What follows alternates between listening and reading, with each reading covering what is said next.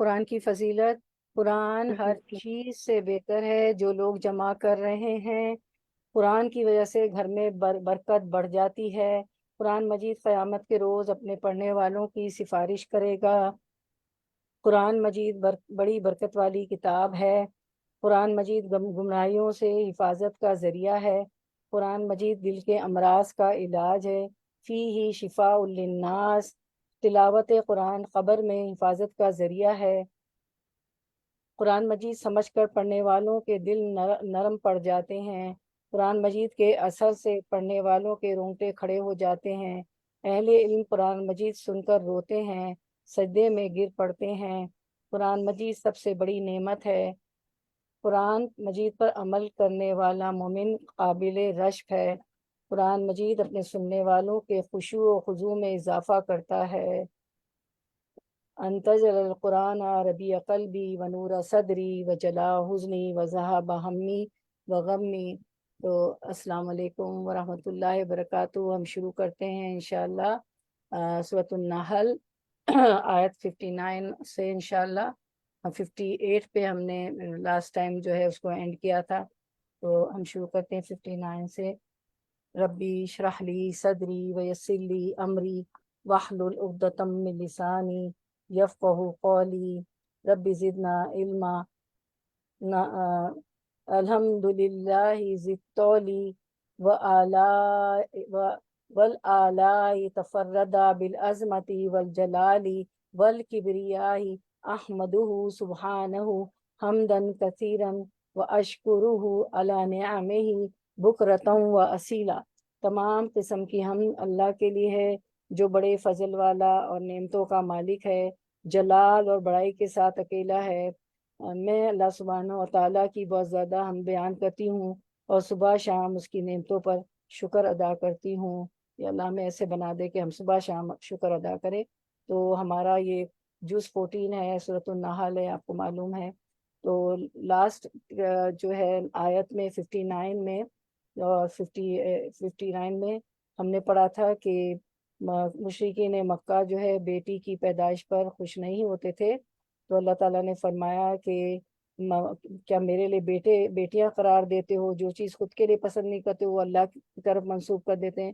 مشرکین مکہ فرشتوں کو اللہ تعالیٰ کی بیٹیاں قرار دیتے تھے اور اپنے لیے بیٹوں کو پسند کرتے تھے۔ اب جب ان میں سے کسی کو بیٹی کی پیدائش کی خوشخبری دی جاتی تھی تو غم کی وجہ سے اس کا چہرہ سیاہ ہو جاتا تھا۔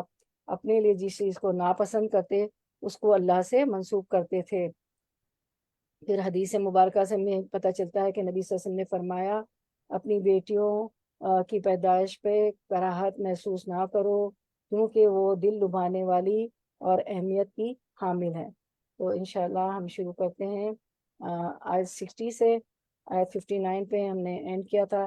جیسے کہ آپ کو معلوم ہے کہ یہ سورۃ النحل جو ہے اس میں نعمتوں کا ذکر ہے، اس کو نعمتوں والی سورت بھی کہتے ہیں۔ تو آج انشاءاللہ اور بھی نعمتیں ہم پڑھیں گے، جانیں گے، جیسے کہ شہد کی مکھی کس طرح شہد بناتی ہے، اور جو ہے اللہ تعالیٰ جو ہے گائے کے پیٹ سے اللہ تعالیٰ فرماتے ہیں کہ اس کے گوبر اور خون کے بیچ میں سے میں تمہیں دودھ عطا کرتا ہوں، دودھ کی نعمت سے نوازتا ہوں جس میں بالکل جو ہے بدبو نہیں ہوتی، خون کی یا گوبر کی۔ سبحان اللہ۔ چلے ہم شروع کرتے ہیں آیت نمبر 60 سے۔ Word to word translation. للذینہ، لیے الذینہ ان لوگوں کے جو، للذینہ ان لوگوں کے لیے جو، لا یؤمنون نہیں وہ ایمان لاتے، بالآخرتی آخرت پر، مثلا مثال ہے، السوء بری، وللہ و اور لیے اللہ اللہ کے، وللہ اور اللہ کے لیے ہے، المثل مثال ہے، الاعلی اعلی، وہو اور وہ، العزیز بہت زبردست ہے، الحکیم خوب حکمت والا ہے۔ رننگ ٹرانسلیشن آیت 60۔ Running translation. بری صفات سے متصف کیے جانے کے لائق تو وہ لوگ ہیں جو آخرت کا یقین نہیں رکھتے، رہا اللہ تو اس کے لیے سب سے برتر صفات ہیں، وہی تو سب پر غالب اور حکمت میں کامل ہے۔ آیت کی طرف آتے ہیں انشاءاللہ۔ للذین لا یؤمنون بالآخرۃ مثل السوء۔ آخرت پر ایمان نہ رکھنے والوں کی ہی بری مثال ہے۔ تو اللہ تعالیٰ فرماتے ہیں یعنی کافروں کے برے اعمال بیان کیے گئے ہیں، انہی کے لیے بری مثال یا صفت ہے، انہی کا طریقہ برا ہے، انہی کے کام برے ہیں، انہی کی صفت بری ہے، یعنی جہل اور جہالت اور کفر کی صفت۔ یہ مطلب ہے کہ اللہ کی جو بیوی اور اولاد یہ ٹھہراتے ہیں، یہ بری مثال ہے جو یہ منکرین آخرت اللہ کے لیے بیان کرتے ہیں، کیونکہ اپنے لیے تو بیٹے پسند کرتے تھے اور بیٹیاں جو کہ ناپسند کرتے تھے اس کو اللہ کی طرف منسوخ کر دیتے تھے۔ پھر اللہ تعالیٰ فرماتے ہیں وَلِلَّهِ الْمَثَلُ الْأَعْلَى، سبحان اللہ، اللہ تعالیٰ فرماتے ہیں کہ اللہ تعالیٰ تو بہت ہی بلند، اللہ کے لیے تو بہت ہی بلند صفت ہے، وَهُوَ الْعَزِيزُ الْحَكِيمُ، اور وہ بڑا ہی غالب اور باحکمت ہے، وہ اس پہ کمال قدرت ہے، نہ اس کی کوئی بیٹی ہے، نہ اس کا کوئی بیٹا ہے، نہ اس کی کوئی بیوی ہے، لم یلد ولم یولد۔ تو اللہ تعالیٰ فرما رہے ہیں کہ اور وہ بڑا ہی غالب اور باحکمت ہے، یعنی اس کی ہر صفت مخلوق کے مقابلے میں اعلیٰ و برتر ہے۔ مثلاً اس کا علم وسیع ہے، اس کی قدرت لامتناہی ہے، اس کی جود و عطا بے نظیر ہے۔ اب آپ اس میں بھی کتنی نعمتیں پڑھ رہے ہیں کہ بائی ڈیفالٹ ہمیں تو اس کا احساس بھی نہیں ہوتا۔ اس سورۃ النحل میں ہم نعمتیں ہی پڑھے جا رہے ہیں، آج بھی ہم پڑھیں گے ایسی ایسی نعمتیں۔ تو اس کی جود و عطا بے نظیر ہے، اور دوسرا یہ مطلب ہے کہ وہ قادر ہے، العزیز الحکیم، وہ بڑا ہی غالب اور باحکمت ہے، وہ قادر ہے، وہ خالق ہے، وہ رازق ہے، اور سمیع و بصیر ہے۔ یا بری مثال کا مطلب کیا ہے؟ مثل السوء، مطلب کیا ہے کہ نقص کوتاہی ہے جو کہ انسانوں میں ہے، نقص ہمارے میں نقص ہیں، کوتاہی ہے، ہمیں بہت ساری کوتاہیاں ہیں۔ اور مثل الاعلیٰ کا مطلب کمال مطلق ہر لحاظ سے اللہ کے لیے، کہ اللہ ہی مثل الاعلیٰ ہے، وہ کمال مطلق ہے، اور ہر لحاظ سے اللہ کے لیے ساری تمام تعریفیں ہیں۔ آیت نمبر 61 ہم دیکھتے ہیں انشاءاللہ، ورڈ ٹو ورڈ ٹرانسلیشن 61 کرتے ہیں انشاءاللہ، اسکرین بھی آ جائے گا انشاءاللہ، کوئی مسئلہ نہیں ہے۔ تو اگر قرآن پاک ہاتھ میں ہونا چاہیے، کبھی کبھی ٹیکنالوجی فیل بھی ہو جاتی ہے نا، قرآن پاک ہاتھ میں ہونا چاہیے۔ تو ہم انشاءاللہ کرتے ہیں آیت نمبر، دوسری آیت کرتے ہیں انشاءاللہ، جی آیت نمبر 61 کرتے ہیں انشاءاللہ۔ آیت 61 ورڈ ٹو ورڈ ٹرانسلیشن دیکھیے آ بھی گیا سامنے، جی ہمارے سامنے ہی ہے، ٹھیک ہے۔ آیت 61 ورڈ ٹو ورڈ ٹرانسلیشن، جی میں آتی ہوں ورڈ ٹو ورڈ ٹرانسلیشن، جی ولو اور لو اگر یواخذو مواخذہ کرے، پکڑے اللہ الناس لوگوں کو بظلمہم بوجہ ان کے ظلم کے، بھی بوجہ ظلمہم ان کے، بوجہ ان کے ظلم کے، ما نہ ترکا وہ چھوڑے، علیہا اللہ پر، ہا اس یعنی زمین پر، علیہا اس پر، من دابتن کوئی جاندار، ولیکن اور لیکن، یؤخرو وہ مہلت دے رہا ہے، ہم انہیں، الی اجل ایک مدت تک، مسمن مقرر، فیضا پھر جب آ جائے گا، اجلہم اجل ان کا مقرر وقت، ہم ان کا، اجلہم ان کا وقت مقرر، لا یستاخرون نہ یستاخرون وہ پیچھے کیے جائیں گے، ساعتن ایک گھڑی، ولا اور نہ یستقدمون وہ آگے بڑھ سکیں گے۔ رواں ترجمہ 61 رننگ ٹرانسلیشن انشاءاللہ۔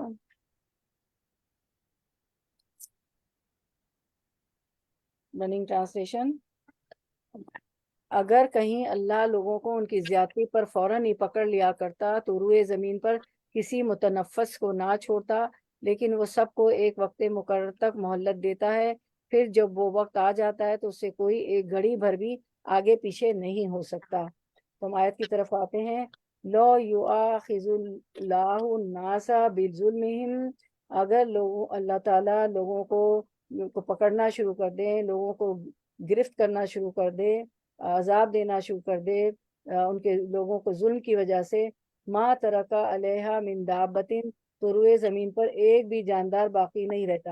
یہ تو اللہ تعالیٰ کی نرم دلی ہے، اس کی حکمت و مصلحت کا تقاضا ہے کہ وہ اپنی نافرمانیاں دیکھتا ہے، لیکن پھر بھی وہ اپنی نعمتیں سلب کرتا ہے، نہ فوری معاوضہ کرتا ہے، کبھی نعمتیں نہیں رکی ہمارے گناہوں کی پاداش میں، اللہ دیے جا رہا ہے ہمیں کھانا پینا، بچے، شوہر، گھر، علم، تعلیم، سب، تو اللہ تعالیٰ فوری معاوضہ نہیں کرتا۔ حالانکہ اگر ارتکاب معصیت یعنی گناہ کا ارتکاب کرے، اس کے ساتھ ہی وہ معاوضہ کرنا شروع کر دے، ہمیں پکڑنا شروع کر دے، عذاب دینا شروع کر دیتے، تو ظلم اور معصیت، تو ظلم اور جو گناہ اور کفر اور شرک اتنا عام ہے روئے زمین پر کہ کوئی جاندار باقی نہ رہے۔ وہ ہم سب دیکھ رہے ہیں، میں اور آپ بھی دیکھ رہے ہیں، آج کل تو شادیاں بھی بہت زیادہ ہو رہی ہیں، کوئی بھی چیزیں ہم دیکھ رہے ہیں کہ اللہ کی نافرمانی کے کام، معصیت کے کام کتنے ہو رہے ہیں، کیونکہ جب برائی عام ہو جائے تو پھر عذاب عام میں نیک لوگ بھی ہلاک کر دیے جاتے ہیں، تاہم آخرت میں وہ عند اللہ سرخرو رہیں گے۔ اور حدیث میں بھی آتا ہے کہ جب عذاب آتا ہے تو اس میں نیک لوگ بھی پس جاتے ہیں، جیسے گھن کے چکی کے ساتھ گیہوں کے ساتھ گھن بھی پس جاتا ہے، لیکن یہ ہے کہ ان کو اجر ان کے اعمال کے مطابق ملتا ہے۔ اس کے بعد اللہ تعالیٰ فرماتے ہیں کہ وَلَٰكِن يُؤَخِّرُهُمْ إِلَىٰ أَجَلٍ مُّسَمًّى، کہ لیکن وہ تو انہیں ایک وقت مقرر تک ڈھیل دیتا ہے، ٹھیک ہے، کیا کہتا ہے، ڈھیل دیتا ہے۔ تو اجل کہتے ہیں موت کا وقت یا قیامت کا وقت، یہ اس کی حکمت کا بیان ہے کہ جس کے تحت وہ ایک خاص وقت تک، ٹھیک ہے، اجل مسمن تک یعنی قیامت تک یا موت تک، جس کی موت آ گئی تھی تو قیامت آ گئی نا، تو وہ لوگوں کو اس کو ڈھیل دیتا ہے، مہلت دیتا ہے، پکڑتا نہیں، معاوضہ نہیں کرتا موت تک یا قیامت تک، تاکہ ایک تو ان کے لیے کوئی عذر باقی نہ رہے، ٹھیک ہے، اور دوسرے ان کی اولاد میں سے کچھ ایماندار نکل آئیں، تو کیونکہ اولادیں بھی پیدا ہوتی ہیں تو اللہ تعالیٰ مہلت دیے جاتے ہیں کہ چلیں شاید ان کی اولاد میں سے کوئی ایماندار نکل آئے، کوئی ایمان لے آئے۔ فَإِذَا جَاءَ أَجَلُهُمْ لَا يَسْتَأْخِرُونَ سَاعَةً وَلَا يَسْتَقْدِمُونَ، جب ان کا وقت آ جاتا ہے، جب ان کا وقت آ جاتا ہے تو کیا، میں کسی کو ٹھہرے میوٹ کر دوں، کسی کی ادھر سے آواز آ رہی ہے، اپنے آپ کو میوٹ کر لیجئے، ڈسٹربینس نہ ہو تاکہ ہم آرام سے سن سکیں۔ نہیں، میں میوٹ نہیں کر پا رہی، پلیز آپ خود میوٹ کر لیں اپنے آپ کو، جی جزاک اللہ خیر، اوکے۔ تو جب وہ وقت آ جاتا ہے تو ایک ساتھ نہ پیچھے رہ سکتے ہیں، یعنی کہ جب قیامت آنی ہے تو وہ بھی ٹائم پہ آئے گی، موت کا وقت بھی جو لکھا ہے وہ آ جائے گا، تو کیا ہوگا، اجل سے مطلب موت کا وقت، قیامت یا قیامت کا وقت، تو وہ جب وقت آ جاتا ہے تو ایک ساتھ ایک گھڑی بھی پیچھے نہیں رہ سکتا، وہ آ کر رہے گی اپنے وقت پہ، نہ اور ایک گھڑی بھی دیر نہیں کرے گی اللہ تعالیٰ، اور نہ وہ یس تقدیمون، قدم سے، قدم کیا ہوتا ہے، قاف دال میم، آگے بڑھتا ہے نا، نہ ہی وہ وقت آگے بڑھ سکے گا، موت بھی اپنے ٹائم پر آئے گی، قیامت بھی ٹائم پہ آئے گی، نہ دیر ہوگی اس پہ نہ وہ جلدی ہوگی، اپنے ٹائم پہ آئے گی، ایک گھڑی بھی اس میں نہ وہ پیچھے رہے گی نہ وہ آگے آئے گی، عذاب یا موت۔ پھر اسی طرح سورۃ النور میں اللہ تعالیٰ فرماتے ہیں ان اجل اللہ اذا جاء لا یؤخر لو کنتم تعلمون، تو وہ خود تمہارے گناہ بخش دے گا اور تمہیں ایک وقت مقرر تک چھوڑ دے گا، یقیناً اللہ کا وعدہ جب آ جاتا ہے تو مؤخر نہیں ہوتا، کاش تمہیں سمجھ ہوتی۔ کبھی بھی عذاب بھی آیا تو کبھی نہیں ٹلا، صرف ایک کون سی قوم پہ سے ٹل گیا تھا عذاب، بتائیں مجھے، اور کیوں ٹل گیا تھا، کوئی انمیوٹ کر کے بتائے گا، ایک قوم پہ سے عذاب ٹل گیا تھا اور انہوں نے کیا کیا تھا؟ سورہ وہ یونس علیہ السلام جب مچھلی کے پیٹ میں چلے گئے تھے۔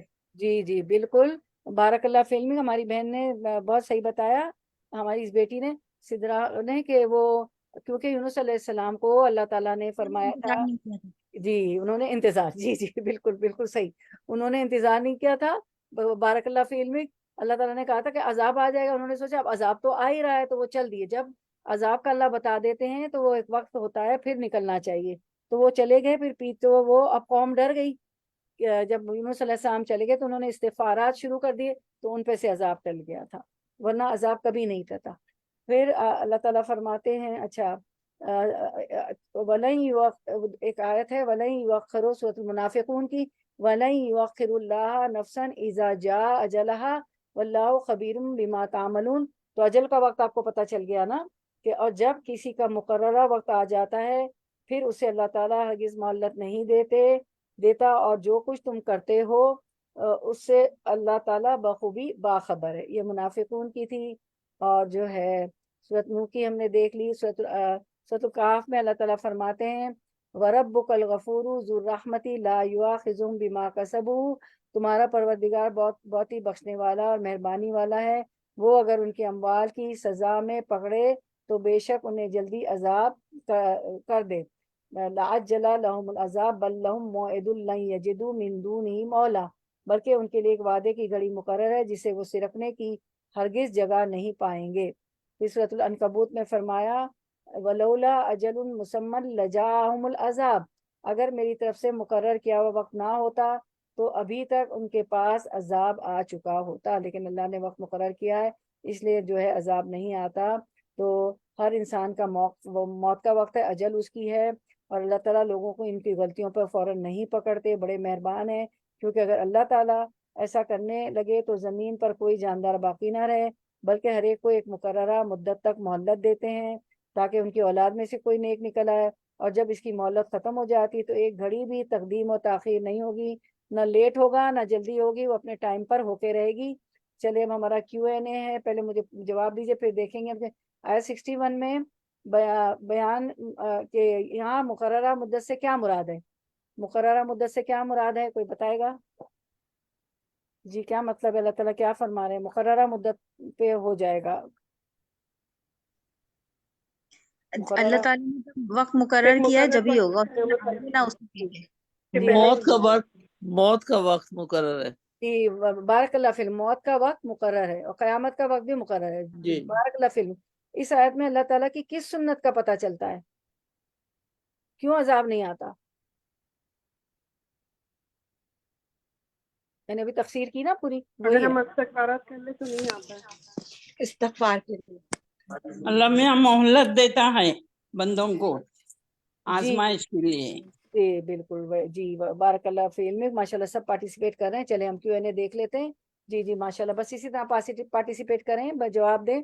بیان یہاں مقررہ مدت سے کیا مراد ہے؟ قیامت کا وقت، جیسے کہ ہماری بہنوں نے فرمایا ہر انسان کی موت کا وقت ہے، اجل مسمن قیامت کا وقت، انسان کی موت کا وقت۔ اس آیت میں اللہ تعالیٰ کی کس سنت کا پتہ چلتا ہے؟ اللہ تعالیٰ لوگوں کو ان کی غلطیوں پر نہیں پکڑتے، کیونکہ اگر اللہ تعالیٰ ایسا کرتے تو زمین پر کوئی جاندار باقی نہ رہتا، بلکہ ہر ایک کو ایک مقررہ مدت تک مہلت دیتے ہیں، اور جب اس کی مہلت ختم ہو جاتی ہے تو ایک گھڑی بھی تقدیم و تاخیر نہیں ہوتی، نہ وہ وقت آگے ہوتا ہے نہ پیچھے ہوتا ہے، وقت پر ہو کے رہتا ہے۔ سورۃ النحل 62 word to word ٹرانسلیشن۔ وَيَجْعَلُونَ اور یجلونا وہ مقرر کرتے ہیں، للہ اللہ کے لیے، ما جو کچھ یکرہونا وہ خود ناپسند کرتے ہیں، وتصفو اور بیان کرتی ہے، السنتہم زبانیں ان کی۔ اچھا یہ تو السنت ہے نا، زبان ہے، ٹھیک ہے، ہم تو ان کی ضمیر ہے، تو السنہ تو زبان ہو گئی، زبانیں ہو گئی، تو ایک زبان کو کیا کہیں گے؟ وہ تو پلورل ہے، واحد کیا ہوگا؟ السنتوں کا واحد کیا ہوگا؟ یہ تو زبانیں ہیں، زبان السنات لسان۔ جی بارک اللہ فی علمک، لسان۔ تو السنتہم یہ جو ہے زبانیں ان کی، تو لسان جو ہے واحد ہے۔ الکذبہ جھوٹ، انا کے بے شک، لہم ان کے لیے، الحسنہ بھلائی ہے، لا جرمہ نہیں کوئی شک، انا یقیناً، لہم ان کے لیے، النارا آگ ہے، وانہم اور یقیناً وہ، مفرتون آگے پہنچائے جانے والے ہیں۔ Running translation 62۔ آج یہ لوگ وہ چیزیں اللہ کے لیے تجویز کر رہے ہیں جو خود اپنے لیے انہیں ناپسند ہے، اور جھوٹ کہتی ہیں ان کی زبانیں کہ ان کے لیے بھلائی بھلا ہے، ان کے لیے تو ایک ہی چیز ہے اور وہ ہے دوزخ کی آگ، ضرور یہ سب پہلے اس میں پہنچائے جائیں گے۔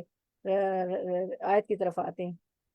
وَيَجْعَلُونَ لِلَّهِ مَا يَكْرَهُونَ اور وہ اپنے لیے جو ناپسند کرتے ہیں وہ اللہ کے لیے پسند کرتے ہیں، اس اللہ کو اس سے منسوب کر دیتے ہیں، ٹھیک ہے، اور وہ اپنے لیے جو ناپسند کرتے ہیں اللہ کے لیے ثابت کرتے ہیں، ٹھیک ہے۔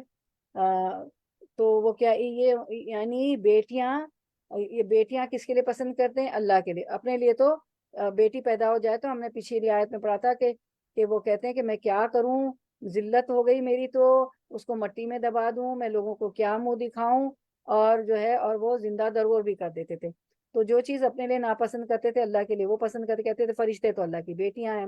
وَتَصِفُ أَلْسِنَتُهُمُ الْكَذِبَ أَنَّ لَهُمُ الْحُسْنَى اور ان کی زبانیں جھوٹی باتیں کرتی ہے کہ ان کے لیے خوبی ہے، یعنی یہ ان کی دوسری خرابی کا بیان ہے کہ وہ اللہ کے ساتھ ناانصافی کا معاملہ کرتے ہیں، جو اپنے لیے پسند نہیں کرتے بیٹیاں اللہ سے منسوب کرتے ہیں، ان کی زبانیں یہ جھوٹ بولتی ہیں کہ ان کا انجام اچھا ہے، لہم الحسنہ، ان کے لیے بھلائیاں ہیں، اور دنیا کی طرح ان کی آخرت بھی اچھی ہوگی، جس طرح دنیا میں ہمارے لیے سب اچھا ہی اچھا ہے، اسی طرح دنیا میں آخرت میں بھی کیا ہوگا کہ ہماری کوئی پکڑ نہیں ہوگی، ہمارے لیے سب اچھا ہی ہے، چاہے ہم اللہ کے ساتھ جو بھی ظلم کریں، جو بھی کرے ہونا، جو چیز ہم ناپسند کرتے وہ منسوخ کر دیں۔ تو اللہ تعالیٰ فرماتے ہیں کہ لا جرما انا لہمنا، نہیں دراصل ان کے لیے آگ ہے، لا اور جرما دونوں دو تاکید ہیں اس میں، ٹھیک ہے، یہاں پہ دو تاکید نہیں، بالکل بالکل بالکل ان کے لیے تو دراصل آگ ہے، وَأَنَّهُمْ مُفْرَتُونَ، اور یہ دوزخیوں کے پیشرو ہوں گے، یعنی جس طرح فرعون ہے وہ بھی سب کو آگ میں لے کے جائے گا، وہ لیڈر ہوگا سب کا، ٹھیک ہے، وہ پیشرو ہوگا۔ تو نبی صلی اللہ علیہ وسلم نے فرمایا انا فرتکم علی الحوض، میں حوض کوثر پر تمہارا پیشرو ہوں گا۔ آپ صلی اللہ علیہ وسلم پہلے سے ہی حوض کوثر پہ موجود ہوں گے، اور یہ صحابہ کرام نے پوچھا بھی تھا نا کہ آپ کہاں کہاں ہوں گے، تو ان میں سے ایک جگہ آپ صلی اللہ علیہ وسلم نے فرمائی تھی کہ میں حوض کوثر پہ تمہارا پیشرو ہوں گا، کیونکہ وہ ہمیں پانی پلائیں گے، ہمارے وضو کے نشان دیکھ کے پہچان جائیں گے۔ ایک دوسرے معنی مفرتون کے یہ کہے گئے ہیں کہ انہیں جہنم میں ڈال کر فراموش کر دیا جائے گا، یعنی اللہ تعالیٰ ان کو جہنم میں ڈال کے بالکل بھلا دیں گے، اور یہ وہ کہتے رہیں گے اس سے، جہنم کے داروغوں سے، خزنتہم، جہنم کے داروغہ سے کہتے رہیں گے کہ اپنے اللہ سے کہیں کہ ہمارے عذاب میں کمی کر دے، اور وہ داروغہ بھی نہیں سنے گا، اور وہ بھی 40 سال بعد جو ہے ان کو جواب دیں گے کہ نہیں اسی میں رہو، ٹھیک ہے، اسی میں رہو، تمہارے لیے ہمیشہ ہمیشہ کی جہنم ہے۔ پھر سورۃ کاف میں فرمایا 30 میں وَلَئِن رُدِدتُّ إِلَىٰ رَبِّي لَأَجِدَنَّ خَيْرًا مِنْهَا مُنْقَلَبًا، بالفرض میں اپنے رب کی طرف لوٹایا بھی گیا تو یقیناً اس کے لوٹنے کی جگہ اس سے بھی زیادہ بہتر ہے، لَأَجِدَنَّ خَيْرًا، دیکھیں یہ ان کو جو ہے کہ آخرت میں بھی میرے لیے سب اچھا ہی اچھا ہے، جنت ہوگی، یہ ان کی خوشگمانی ہے۔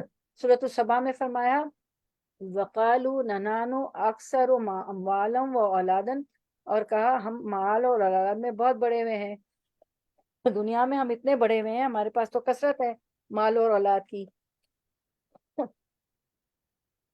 تو کیا ہوگا، وَمَا نَحْنُ بِمُعَذِّبِينَ، یہ نہیں ہو سکتا کہ ہم عذاب دیے جائیں، وہاں بھی ہمارے لیے سب کچھ اچھا ہوگا جس طرح دنیا میں ہمارے لیے اچھا ہے، یعنی جب اللہ نے ہمیں دنیا میں مال و اولاد کی کثرت سے نوازا ہے تو قیامت بھی اگر برپا ہوئی تو ہمیں عذاب نہیں ہوگا، گویا انہوں نے دارالآخرت کو بھی دنیا پر قیاس کیا کہ جس طرح دنیا میں کافر و مومن سب کو اللہ کی نعمتیں مل رہی ہیں، آخرت میں بھی اسی طرح ہوگا، حالانکہ آخرت تو دارالجزا ہے، وہاں تو دنیا میں کیے گئے عملوں کی جزا ملنی ہے، اچھے عملوں کی جزا اچھی اور برے عملوں کی بری، جبکہ دنیا دارالامتحان ہے، یہاں اللہ تعالیٰ بطور آزمائش سب کو دنیاوی نعمتوں سے سرفراز فرماتا ہے، انہوں نے دنیاوی مال و اسباب کو، فراوانی کو رضا الہی کا مظہر سمجھا، حالانکہ دنیا میں جو فراوانی ہے اور اسباب ہے اور ریسورسز ہے اور سب کچھ ملا ہوا ہے، مال اولاد کی کثرت ہے، تو وہ سمجھتے ہیں کہ اللہ ہم سے راضی ہے، تو رضا الہی کا مظہر سمجھا، حالانکہ ایسا بھی نہیں ہے، اگر ایسا ہو تو اللہ تعالیٰ اپنے فرما بردار بندوں کو سب سے زیادہ مال و اولاد سے نوازتا، جبکہ اللہ سے جتنا قریب ہوتے ہیں انبیاء اور نیک لوگ تو زیادہ آزمائے جاتے ہیں۔ پھر ہم دیکھتے ہیں سورۃ المریم 62 میں ارشاد باری تعالیٰ وَقَالَ لَأُوتِيَنَّ مَالًا وَوَلَدًا، ہماری آیتوں سے کفر کیا اور کہا کہ مجھے تو مال و اولاد ضرور ہی دی جائے گی۔ اس کے بعد ہم دیکھتے ہیں سورۃ النحل 63 ورڈ ٹو ورڈ ٹرانسلیشن شروع کرتے ہیں انشاءاللہ۔ ورڈ ٹو ورڈ ٹرانسلیشن 63 تاللہ، قسم اللہ کی، تو آپ کو پتہ نا قسم کے لیے تاللہ باللہ واللہ کہتے ہیں عرب، لقد، لا البتہ، قد تحقیق، البتہ تحقیق، اس میں کتنی تاکیدیں ہیں لقد میں، کون بتائے گا کتنی تاکید ہے؟ لقد کتنی دو، تاکید ہے؟ جی دو، کون کون سی؟ ایک لام اور ایک قد، جی وہی کی لا بارک، اور قد۔ جی لا اور قدر، تو جی بارک اللہ فیم، تو اس میں دو تاکید ہے، اور قسم بھی کی، یہ بھی ایک اور تاکید، تاللہ قسم ہے اللہ کی، البتہ تحقیق ارسلنا بھیجا ہم نے رسولوں کو، ضرور برضرور ہم نے قسم ہے اللہ کی رسول بھیجے، الی امم طرف کچھ قوموں کے من قبل کا آپ سے پہلے محمد صلی اللہ علیہ وسلم فزینا تو زینا مزین کر دیا آراستہ پیراستہ کر دیا لہم ان کے لیے الشیطان شیطان نے اعمالہم ان کے اعمال کو تو اعمال جو ہے پلورل ہے نا تو اعمال کی واحد کیا ہے عمل عمل جی بھیا کی بارک اللہ فی الم اعمالہم ان کے اعمال کی فہوا پس وہی ولیہم ولیو دوست ہے ہم ان کا شیطان ان کا دوست ہے ولیہم دوست ہے ان کا الیوم آج ولہم اور ان کے لیے عذاب ہے علیم دردناک رننگ ٹرانسلیشن 63 نیکسٹ سلائیڈ خدا کی قسم اے محمد صلی اللہ علیہ وسلم تم سے پہلے بھی بہت سی قوموں میں ہم رسول بھیج چکے ہیں اور پہلے بھی یہی ہوتا رہا ہے کہ شیطان نے ان کے برے کرتوت انہیں خوشنما بنا کر دکھائے اور رسولوں کی بات انہوں نے مان کر نہ دی وہی شیطان آج ان لوگوں کا بھی سرپرست بنا ہوا ہے اور یہ دردناک سزا کے مستحق بن رہے ہیں آیت کی طرف آتے ہیں 63 تاللہ لقد ارسلنا الی امم من قبلک واللہ ہم نے تجھ سے پہلے محمد صلی اللہ علیہ وسلم آپ سے پہلے کی امتوں کی طرف بھی اپنے رسول بھیجے لیکن کیا ہوا فزینا لہم الشیطان اعمالہم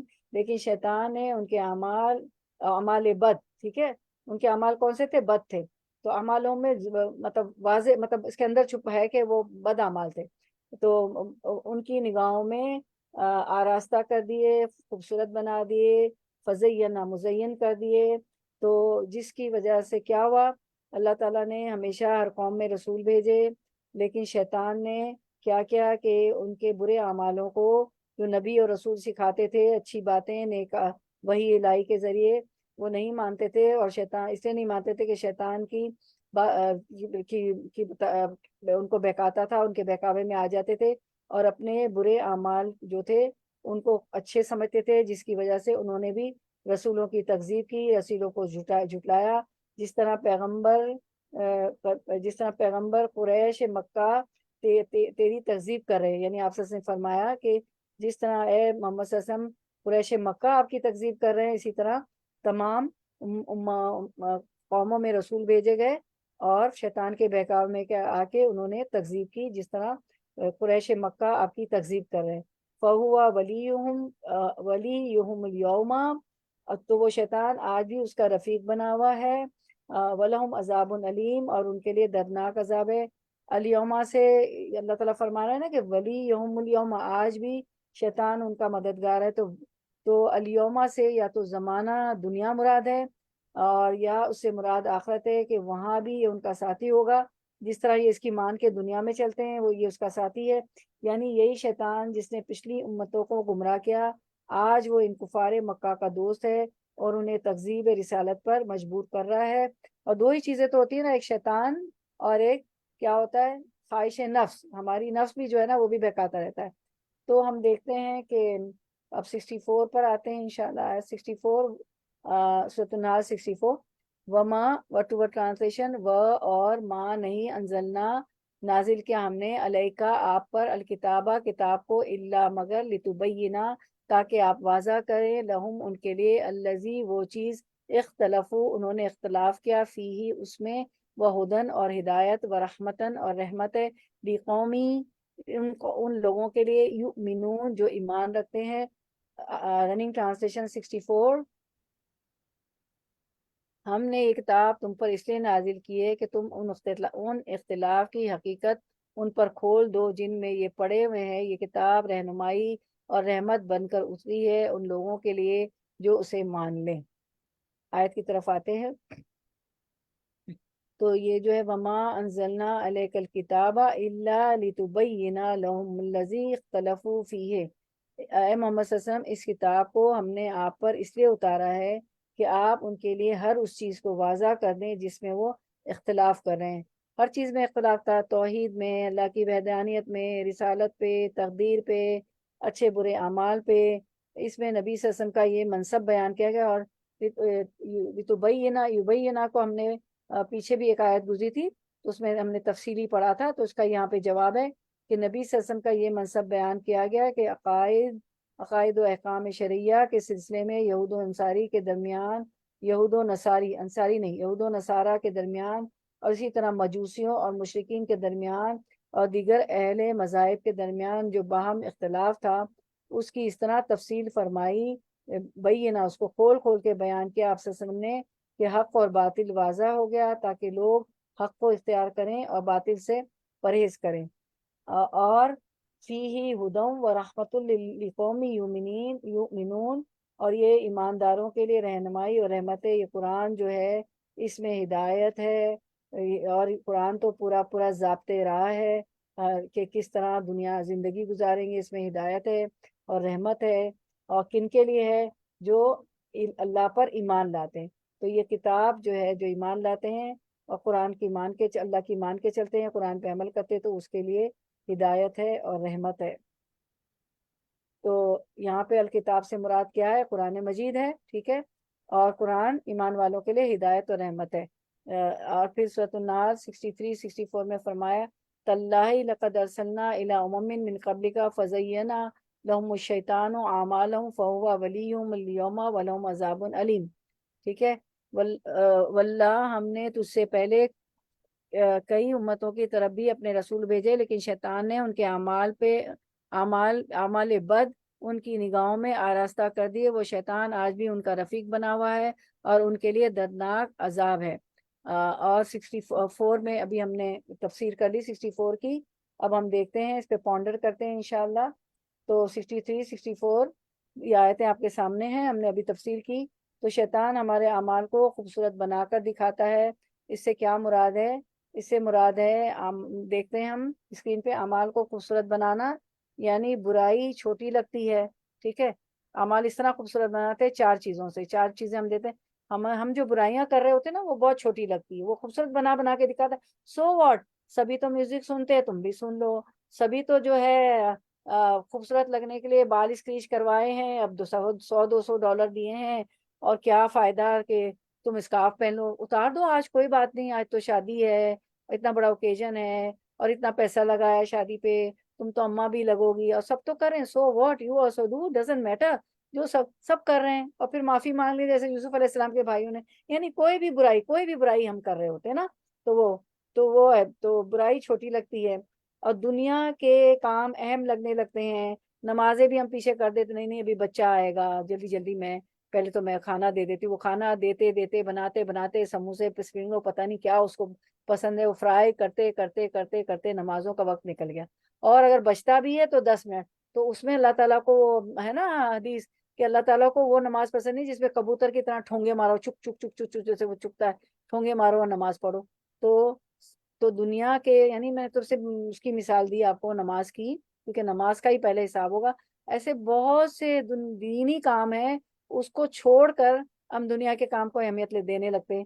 اگر ہمیں دین سیکھنا ہوتا ہے، کسی کلاس میں جانا ہوتا ہے، تو جو واقعی سیکھنا پڑھنا چاہتے ہیں، ایک تو ہوتا ہے سطح پہ پڑھنا، سرفیس پہ، ایک ہوتا ہے ڈیپ ڈاؤن سمندر میں ڈوب کے موتی سیپی مونگرے نکالنا، تو اس کے لیے محنت کرنی پڑتی، پہلے سے کھانے پکانے ہوتے، پہلے سے گھر صاف کرنا ہوتا ہے کہ گھر میں شکایت نہیں ہو کہ بھائی یہ تو چلی جاتی ہیں بچوں کو، شوہر کو، یا اگر ہمارے ساتھ والدین ہیں، اپنے بوڑھے ساس سسر ہیں، شوہر کے جو بھی، تو یہ نہ ان کو شکایت ہو کہ ایسا کیا پڑھنا کہ ہماری جو ہے ہم فرائض پورے نہیں ہو۔ تو اس کے لیے ہم محنت کرتے ہیں نا علم کے نکلنے کے لیے، یا زوم پہ بھی آنا ہوتا ہے، تو ہم محنت کر رہے تھے، نہیں 1 گھنٹہ بیٹھ کے سنوں گی، اللہ نے مجھے چوز کیا سنوں گی۔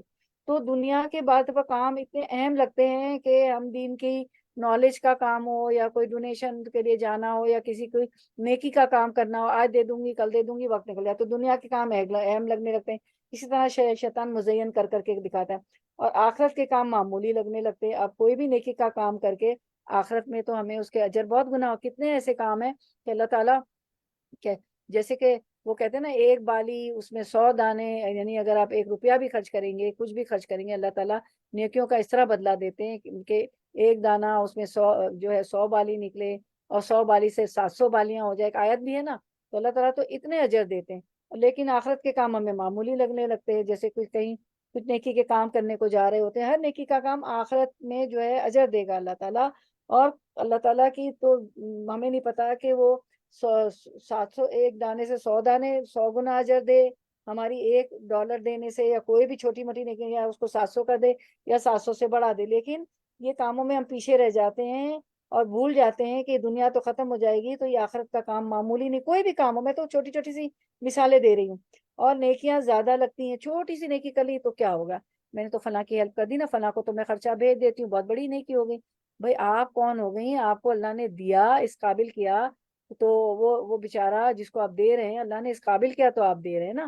تو بس یہ کچھ چیزیں، اور آپ بہت سی چیزیں ہو سکتی اس کے لیے نا، بہت سی مثالیں۔ تو نیکی برائی چھوٹی اعمال کو شیطان اس طرح خوبصورت بناتا ہے، برائیاں چھوٹی لگنے لگتی ہیں، دنیا کے کام جو ہے اہم لگنے لگتے ہیں، آخرت کے کام معمولی لگنے لگتے ہیں، اور نیکیاں زیادہ، چھوٹی چھوٹی نیکیاں بھی بہت زیادہ لگتے ہیں۔ میں تو بڑی پارسا بن گئی ہوں، میں تو بڑی بڑی تہجد پڑھی ہوں، فجر پڑھی ہوں، ہر ایک کے کام آتی ہوں، فلاں کو ڈونیشن دیا، فلاں کو مدد کی، میں تو اچھی بات کہہ دی، فون کر کے مشورہ دیا، وغیرہ وغیرہ، تو نیکیاں زیادہ لگنے لگتی ہیں، حالانکہ وہ ہوتی کچھ بھی نہیں ہے۔ تو یہ شیطان کے بہکاوے، اس طرح وہ مزین کرتا ہے۔ شیطان سے کے طریقوں سے بچنے اور سیدھی راہ کے لیے قرآن کی پیروی کرنی ضروری ہوگی۔ اب جب قرآن کی پیروی کریں گی تو کیا ہوگا؟ آپ اس آیت پہ پہنچیں گی، وَلَا تَزَكُّوا أَنفُسَكُمْ، کہ اپنی نفس کے تزکیے نہ بیان کرو، کہ اللہ ہی جانتا ہے کہ کون کتنا نفس، کس کا نفس پاکیزہ ہے، کون کتنا دین میں آگے ہے، اور کتنا اللہ کی راہ میں خرچ کرتا ہے، حقوق العباد اس کا کہتا ہے، حقوق اللہ کیسا ہے۔ تو قرآن پڑھ کے ہی سب پتہ چلتا ہے کہ میری غلطی کہاں ہے۔ تو شیطان کے طریقوں سے بچنے اور سیدھی راہ کے لیے قرآن کی پیروی کرنی ہوگی۔ کوئی ایک وقت تو آپ کا ہوگا نا اللہ کے ساتھ کہ آپ فجر کے وقت کرتی ہوں گی، افضل وقت تو وہی ہے، لیکن کچھ بہنیں مجبور ہوتی ہے، لنچ اور برنچ اور دینے ہوتے ہیں، وہ بھی ایک عبادت ہے، تو زبان سے ذکر کریں، ٹھیک ہے؟ اور کوئی بھی ایک ٹائم مقرر کر لیں کہ قرآن ضرور پڑھیں، جتنا زیادہ قرآن پڑھیں گے اتنا زیادہ جو ہے اللہ سے قربت ہوگی، اور مشکلیں آپ قرآن زیادہ پڑھ کے دیکھیں، بہت سے کام آسان ہو جاتے ہیں، مشکلات آسان ہوتی ہیں، اور جو چاہتے ہیں وہ ملتا چلا جاتا ہے۔ مجھے تو بڑے فائدے ہو رہے ہیں، جو کچھ اللہ رسول نے، اللہ رسول سے زیادہ کس کی بات سچی ہو سکتی؟ تو قرآن مجید ایمان والوں کے لیے ہدایت اور رحمت ہے۔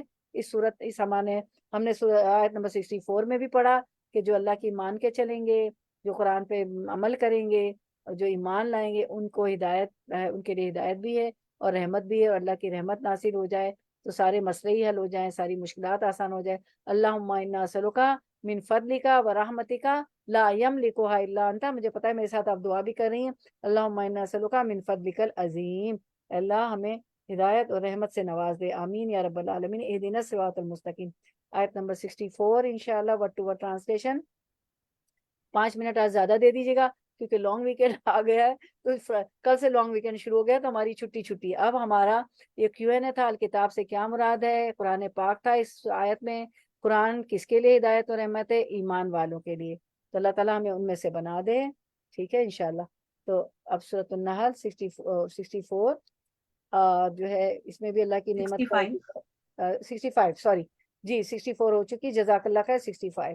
چلیں اب ہم اللہ کی نعمتیں پڑھتے ہیں انشاءاللہ۔ واللہ اور اللہ نے انزلہ اتارا، من السماء آسمان سے، ماء ان پانی، فاحیا پھر احیا زندہ کر دیا، پھر زندہ کر دیا، بھی ساتھ اس کے، الارض زمین کو، بعد موتیا موت ہا اس کی، موتیا اس کی موت۔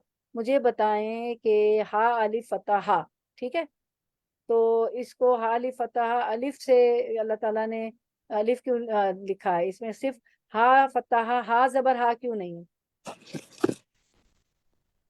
زمین کی طرف اشارہ ہے، زمین مؤنث ہے۔ جی بھیا کی بارک اللہ فیک، جی ہاں زمین کی طرف اشارہ ہے اور زمین مؤنث ہے۔ ہا کی ضمیر انہوں نے صحیح بتایا بارک اللہ فیک میں کہ ہا کی ضمیر کس کی طرف پھر رہی ہے؟ زمین کی طرف جا رہی ہے، تو زمین مؤنث ہے۔ انا بے شک، فی ذالکا اس میں، لآیتن اللہ البتہ، آیتن ایک نشانی ہے۔ آیتن کیا ہے؟ اس میں فعل حرف ہے، آیتن اسم، کیسے پتا چلا؟ فتتین، فتتین، جی 2 زبر، ویا کی بارک اللہ فی البتہ ایک اللہ، آیتن البتہ ایک نشانی ہے، لقومن ان لوگوں کے لیے، یسمعون جو سنتے ہیں۔ لقومن میں کون سا حرف ہمیں بتائے گا؟ لیے کس حرف سے آپ کو پتہ چلا کہ لیے؟ لی جی، لام زیلی، لام کسرہ لی، بارک اللہ فی یسمعون جو سنتے ہیں۔ چلیں اب رواں ترجمہ انشاءاللہ، رواں ترجمہ۔ یہ کچھ ایپ میں گڑبڑ ہے عظمیٰ جی، اگر میں نے وہ کو ہوسٹ بنایا تو میوٹ کر، وہ سوری کیمرہ ہٹا دیجیے، تم پر برسات میں تم ہر برسات میں دیکھتے ہو کہ اللہ نے آسمان سے پانی برسایا اور یکایک مردہ پڑی ہوئی زمین میں اس کی بدولت جان ڈال دی، یقیناً اس میں ایک نشانی ہے سننے والوں کے لیے۔ آیت کی طرف آتے ہیں 65۔ واللہ انزل من السماء ماء، اور اللہ آسمان سے پانی برساتا ہے، فأحیا بہ الارض بعد موتها، اور پانی جب برساتا ہے تو اسے زمین کو اس کی موت کے بعد زندہ کر دیتا ہے۔ یعنی ایک زمین مردہ پڑی ہوئی ہوتی ہے، جب ایک دم اللہ تعالیٰ آسمان سے مے برساتے ہیں، بارش برساتے ہیں تو وہ بھپک اٹھتی ہے، کھیت کھلیان اور اس میں پھل پھول کراپس ہماری اناج سب اگ جاتا ہے، تو اس طرح وہ مردہ زمین پانی سے زندہ ہو جاتی ہے، احیا زندہ ہو جاتی ہے اپنی موت کے بعد۔ ان فی ذالک لآیۃ لقوم یسمعون، یقیناً اس میں ان لوگوں کے لیے نشانی ہے جو سنے کا اس لیے کہا گیا کہ دیکھتے ہیں نا، ہم تو یہ ساری چیزیں دیکھ رہے ہوتے ہیں، جو ہے غلہ دیکھ رہے ہوتے ہیں، میدا ہے، آٹا ہے، جو ہے، باجری ہے، دالیں ہیں، پھول ہے، پھل ہے، سارے جو ہم کھاتے ہیں دیکھ رہے ہوتے ہیں۔ تو اس میں کہا کہ ان لوگوں کے لیے نشانی جو یسمع، سما، سین میم عین، سماعت، جو سنے، تو جو سنے گا وہی بات کا اثر لے گا نا، جو اللہ کی آیتوں کو سنے گا کہ اتنی نعمتیں جو بھی ہے، کام ہو، آیت نعمتیں ہو، سنے گا تو وہ سنے گا تو بات دل میں اترے گی نا، وہ گڈ لسنر ہوگا۔ تو اللہ تعالیٰ جو ہے جس طرح اس میں ہمیں یہ سبق ملتا ہے کہ جس طرح بارش سے مردہ زمین زندہ ہو جاتی، اسی طرح مرنے کے بعد بھی ہمیں اللہ دوبارہ زندہ اٹھائیں گے۔ تو قرآن مجید کا جو نزول ہے وہ بھی بارش کی طرح ہے، جس طرح بارش مردہ زمین کو زندہ کرتی، اس طرح وہی الہی قرآن مجید بھی جب مردہ دلوں پر برستا ہے تو ان کو زندہ کرتا ہے۔ ہمارے جسم کی غذا جو ہے کھانا پینا جو ہے سارا پھل پھول اور جو اناج ہے، لیکن روح کی غذا جو ہے قرآن مجید ہے۔ تو جب قرآن مجید جو ہے پڑھتے ہیں تو اس وحی الہی کے ذریعے مردہ دل جو ہے زندہ ہو جاتے ہیں، ٹھیک ہے۔ جب گھبراہٹ پریشانی ہوتی تو کتنا ہے نا، اللہ بذکر اللہ تطمئن القلوب، کہ خبردار ہوشیار، اللہ کے ذکر میں جو ہے دلوں کو سکون ملتا ہے۔ the heart find peace and tranquility in the remembrance of Allah، تو اللہ کے ذکر میں سکون ملتا ہے۔ تو انسان کے اندر جو ہے قرآن کی وجہ سے، اس کو پڑھنے سے ایمانی حرارت پیدا ہو جاتی، ایمان بھی تازہ ہوتا رہتا ہے۔ جبھی تو آپ آتی ہیں نا ہفتے میں 3 دن 4 دن، کچھ بہنیں سیٹرڈیز کو بھی آتی ہیں تاکہ ایک ڈوز ملتا رہے اور ایمان کی حرارت پیدا ہو، ایمان کا لیول ہمارا ہائی ہو اور ہمارا دل مردہ نہ ہو جائے اور زندہ رہے ہمیشہ۔ اور زمین کو زندگی بارش سے ملتی ہے اور دلوں کو زندگی قرآن مجید سے ملتی ہے، ٹھیک ہے۔ تو چلیں، ہمیں ٹائم کم ہے تو کیو این اے دیکھ لیتے ہیں، میں پوچھتی آپ سے لیکن چلیں ہم دیکھ لیتے ہیں۔ بارش کے برسنے اور زمین کے زندہ ہونے میں سننے والوں کے لیے کیا نشانیاں؟ جس طرح بارش سے مردہ زمین زندہ ہو جاتی ہے، اسی طرح کیونکہ وہ پھل پھول اور کھیتیاں اگ جاتی ہے، اسی طرح مرنے کے بعد ہم بھی دوبارہ اٹھائے جائیں گے۔ اللہ کے لیے کچھ مشکل ہے نہیں ہے۔ قرآن کریم کا نزول بھی بارش کی طرح ہے، جس طرح بارش مردہ زمین کو زندہ کرتی ہے، اس طرح وہی الہی قرآن مجید بھی جب مردہ دلوں پر برستا ہے تو ان کو زندہ کرتا ہے۔ اس لیے لوگوں کو بہت دعوت دے، ایک ایک بہن ٹارگیٹ رکھے کہ میں 100 کو لاؤں گی، 100 کا ٹارگیٹ رکھے گی نا تو 10 آ جائیں گی، چاہے ریکارڈنگ پہ لے آئیں، ان کے پاس ٹائم نہیں ہے، سسٹرز آف نیو یارک پہ یوتھ ان کو ایڈ کر لیں، زوم کا لنک دے دیں۔ تو انسان کے اندر وہی الہی سے ایمانی حرارت پیدا ہوتی ہے، زمین کو زندگی بارش سے ملتی ہے، دلوں کو زندگی قرآن مجید سے ملتی ہے۔ سورۃ النحل آیت 66 پہ آتے ہیں انشاءاللہ۔ اب یہ آیتیں بہت ہی، اتنی نعمتیں اس میں، نعمتوں کا بیان ہے، ٹھیک ہے، انشاءاللہ پڑھتے ہیں۔ وَإِنَّا، اور بے شک، لَكُمْ تمہارے لیے، لیے کم تمہارے، آیت نمبر 66 انشاءاللہ۔ وَإِنَّا، اور اِنَّا بے شک، لَكُمْ تمہارے لیے، فی الانعام مویشی جانوروں میں، لعبرۃ البتہ عبرت ہے، لا جو ہے تاکید کے لیے، البتہ، نسقیکم ہم پلاتے ہیں تمہیں، مما اس میں سے، جو فی بطونہی ان کے پیٹوں میں ہے۔ بطون جو ہے پلورل ہے، پیٹوں، تو بطون پلورل ہے، جمع ہے، تو اس کی واحد کیا ہے؟ بطن. بطن. جی بارک اللہ فی علمی، بطن۔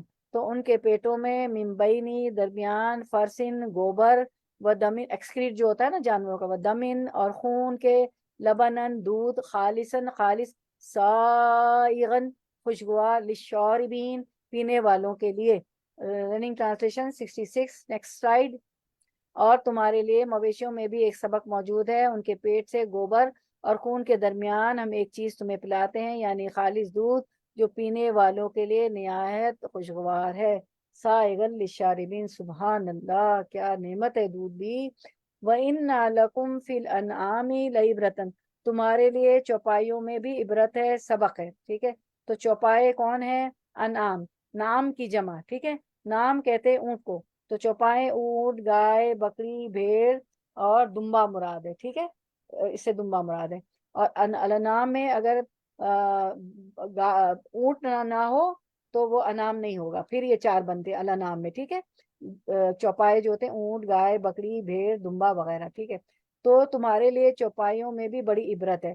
اب لعبرتن وَإِنَّا لَكُمْ فِي الْأَنْعَامِ لَعِبْرَةً، تو عبرت جو ہے عین بارہ، ٹھیک ہے۔ عبرت کا مطلب ہوتا ہے ایک چیز سے گزر کر دوسری چیز کی طرف جانا، یعنی جہالت سے نکل کر علم کی طرف جانا، ایسا غور و فکر کرنا کہ جہالت سے نکل کر انسان علم کی طرف جائے۔ تو اللہ تعالیٰ فرماتے ہیں کہ تمہارے لیے چوپایوں میں بھی بڑی عبرت ہے۔ آپ اللہ تعالیٰ آگے کیا فرماتے ہیں؟ نسقیکم مما فی بطونہ من بین فرث ودم لبنا خالصا، کہ ہم تمہیں نسقیکم پلاتے ہیں، کیا پلاتے ہیں؟ مما بطونی، جو اس کے پیٹ میں ہے، ٹھیک ہے، پیٹوں کا، اللہ نے پیٹ نہیں کہا، پیٹوں، جو ان کے پیٹوں میں، کیا پلاتے ہیں وہ، کہاں کیا پلاتے ہیں؟ من بین فرث ودم لبنا، اللہ لبنن خالصا، خالص دودھ پلاتے ہیں، اور وہ کہاں سے آتے ہیں؟ اسی میں، اس کے پیٹ میں جو کچھ ہے اسی میں ایسے گوبر اور لہو کے درمیان سے خالص دودھ پلاتے ہیں۔ اس کے پیٹ میں، اس کے نالیوں میں، وینز میں خون بھی ہوتا ہے اس کے جسم میں، اور جو ہے اس کا ایکسکریٹ گوبر بھی ہوتا ہے، جو وہ کھاتا ہے انسان اور جتنے جاندار جو کھاتے ہیں وہ ایکسکریٹ بن جاتا ہے نا، وہ ہمارا ایکسکریٹ بن جاتا ہے، گوبر بن جاتا ہے۔ تو اللہ تعالیٰ فرماتے ہیں کہ ہم جو ہے اس میں بہت بڑی جو ہے عبرت ہے، بہت بڑا لیسن ہے مویشی جانوروں میں بھی، کہ ہم تمہیں اس کے پیٹوں سے جو کچھ ہے اس میں سے گوبر اور لہو کے درمیان سے خالص دودھ پلاتے ہیں، سائغ للشاربین، اور پینے والوں کے لیے بہت ہی خوش ذائقہ ہے۔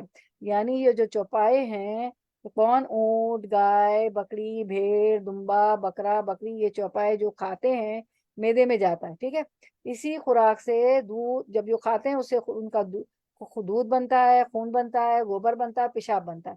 خون رگوں میں ہوتا ہے، آپ کی وینس، آپ جب بلڈ ٹیسٹ دینے جاتی ہے تو آپ کی وین دیکھتی ہے نا، جو بلڈ نکالتے ہیں، جو بلڈ نکالتی ہیں، جو بھی ہوتی ہے فزیشین، پی اے جو ہوتی ہے، فزیشین اسسٹنٹ جو بھی ہوتی ہے، تو وین آپ کی مل نہیں رہی ہوتی تو اس کو دبا کے وہ آپ کو ٹائٹ سا باندھ کے بیلٹ باندھ کے اور پھر نکالتے، تو رگوں میں خون ہوتا ہے، اور دودھ جو ہے تھنوں میں ہوتا ہے۔ اسی طرح گوبر اور پیشاب جو ہے آنتوں میں ہوتا ہے گوبر، تو اسی طرح گوبر اور پیشاب اپنے اپنے مخرج میں منتقل ہو جاتا ہے، ان کے نکلنے کے مخرج ہے، جگہ ہے، تو یہ چیزیں اپنے اپنے مخرج میں چلی جاتی ہے۔ اور دودھ میں نہ خون، جب اور پھر اس سے دودھ بھی ملتا ہے ہمیں، تو دودھ میں نہ خون کی رنگت شامل ہوتی ہے اور نہ گوبر پیشاب کی بدبو، کہیں سے بھی ہمیں بدبو نہیں آتی دودھ سے بھی۔ اللہ تعالیٰ کی کتنی عظیم جو اللہ تعالیٰ جو سپرفیشل پاور ہے، اللہ تعالیٰ کی قدرت دیکھیں کہ وہ کس طرح کیا فرماتے ہیں اللہ کہ میں اس کو نکالتا ہوں اور سفید اور شفاف دودھ باہر آتا ہے، جو نہایت آسانی سے حلق سے نیچے بھی اتر جاتا ہے، لبنن خالص، صاف شفاف قسم کا دودھ جو ہے وہ ہمارے حلق سے بھی اتر جاتا ہے، ٹھیک ہے۔ تو آپ پتہ چلا ہے کہ گائے کا ایک پیٹ نہیں ہوتا ہے، اللہ تعالیٰ نے کہا بطون نا، پیٹوں، ایک پیٹ نہیں ہوتا، 4 پیٹ ہوتے ہیں۔ گائے کا وزن 1000 سے 1500 پاؤنڈ ہوتا ہے، دیکھنے میں بھی کتنی لگتی نا، دن میں 8 مرتبہ اپنی خوراک کھاتی ہے، اور اس کی خوراک 118 پاؤنڈ ہوتی ہے، 118 پاؤنڈ ہے، اس میں گھاس، چارہ، بعض اوقات سوکھا چارہ یہ کھاتی ہے، اور 30 سے 40 گیلن پانی پیتی ہے، جیسے ایک بار ٹب ہوتا ہے نا جس میں ہم نہاتے ہیں، یا ایک اندازہ ہے اتنا پانی پیتی ہے، جبھی تو وہ اتنا دودھ دیتی ہے۔ اس کے علاوہ جب وہ دودھ دیتی ہے تو 1 سال اس کا بچہ دودھ پیتا ہے، اور وہ دودھ پھر بھی ختم نہیں ہوتا، وہ دودھ جب تو زیادہ ہوتا ہے لیکن وہ دودھ وہ دوسروں کو ہمیشہ فائدہ دیتا ہے۔ اور جبکہ انسان جو ہوتا ہے جس کو اشرف المخلوقات بنایا، ہم تو اشرف المخلوقات ہیں، تو ایک بیبی جو ہے ایک اپنی ماں کا دودھ جو ہے 2 سال ہے نا، حولینی کاملین، آپ سے پوچھتی مگر ٹائم کم ہے پورا بھی کرنا، حولینی کاملین، کہ 2 سال دودھ پیتا ہے نا بچہ بچی دونوں, کہیں بھی نہیں ہے کہ لڑکا 2 سال اور لڑکی 2 سال, صرف ہمیں ملتا ہے حولینی کاملینی, تسنیہ کا صیغہ یانون یانون, ٹھیک ہے, 2 سال پیتا, اس کے بعد دودھ نہیں آتا. لیکن اللہ تعالیٰ نے جانوروں کو اس طرح مسخر کیا ہے کہ وہ یہ جو ہے چاروں ہمیں دودھ دیتے رہتے ہیں اور جو ہے انسان جو ہے فائدہ اٹھاتا ہے. اسی مضمون کو اللہ تعالیٰ نے 73 میں فرمایا یاسین کے سورۃ یاسین, وَلَهُمْ فِيهَا مَنَافِعُ وَمَشَارِبُ أَفَلَا يَشْكُرُونَ, انہیں ان میں سے اور بھی بہت سے فائدے ہیں اور پینے کی چیزیں کہ کیا پھر یہ شکر ادا نہیں کرتے. یعنی یہ سواری اور کھانے کے علاوہ ان سے بہت سے فائدے حاصل کیے جاتے ہیں. مثلاً اون اور بالوں سے کئی چیزیں بنتی ہیں, ان کی چربی سے تیل حاصل ہوتا ہے, اور یہ برداری اور کھیتی باڑی کے کام بھی آتے ہیں. تو ان کے لیے اس میں بہت سے منافع ہیں ان میں نا, تو ہم ڈیٹیل سے کرتے آئے ہیں. اور پھر ہم دیکھتے ہیں کہ ایک دعا ہم پڑھ لیتے ہیں دودھ پینے کے بعد کی دعا.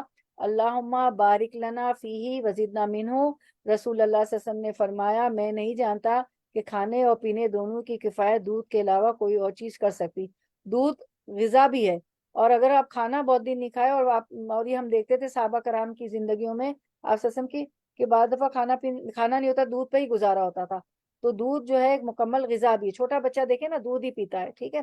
پھر ہم دیکھتے ہیں ایک حدیث جس میں عباس رضی اللہ عنہ بیان کرتے ہیں کہ نبی کریم صلی اللہ علیہ وسلم نے فرمایا جسے اللہ تعالیٰ کھانا نصیب کرے وہ کہے اللہم بارک لنا فیہ واطعمنا خیرا منہ, اے اللہ میرے اس میں ہمارے لیے برکت دے اور ہمیں اس سے بہتر کھلا. جسے اللہ تعالیٰ دودھ, اور پھر جب دودھ پینا نصیب کرے تو وہ یہ دعا پڑھے جو بھی ہم پڑھا ہے اس میں بھی ہے, اللہم بارک لنا فیہ وزدنا منہ, اے اللہ ہمارے لیے اس میں برکت کر دے اور اس میں اضافہ کر, ٹھیک ہے. اور جو کھانے پینے کی دعا تھی اس میں صرف تھا کہ صرف برکت کر اور ہمیں اس سے بہتر ملا, لیکن دودھ میں کہا کہ اضافہ بھی کر دے, ٹھیک ہے. اللہ ہمیں کھانے پینے دونوں میں اضافہ کرے. تو اس دودھ ہی ہے جو کھانے اور پینے دونوں کی جگہ پر کفایت کرتا ہے, ٹھیک ہے. اسی لیے آپ دیکھیں بچہ تو ہے کتنے سال دودھ پر ہی پل رہا ہوتا ہے نا, صحیح ہے نا. چلیں اب ہم دیکھتے ہیں آیا 66 کا Q&A. اللہ تعالیٰ کی کیا قدرت نظر آ رہی, گائے کے پیٹ میں سے 2 گندی اور حرام چیزیں یعنی گوبر اور خون کے درمیان سے ایک پاکیزہ مشروب یعنی دودھ نکلتا ہے, اور کبھی بھی گوبر کی بدبو نہیں آتی اور خون کا کبھی داغ دھبا کچھ بھی نہیں ہوتا, جو پینے والوں کے لیے خوشگوار ہے. سائغ للشاربین, دودھ اتنا وافر مقدار میں ہوتا ہے کہ اس کے اپنے بچے کے علاوہ بہت سے انسان اس کو استعمال کرتے ہیں, اور دودھ سے بہت سارے ڈیری پروڈکٹس اور سب بنتے ہیں. دودھ پینے کی دعا ہم نے پڑھ لی, اللہم بارک لنا فیہ وزدنا منہ, ٹھیک ہے. اچھا اب ہم آتے ہیں آیت 67 کی طرف. اس میں بھی اللہ کی نعمت کا ذکر ہے.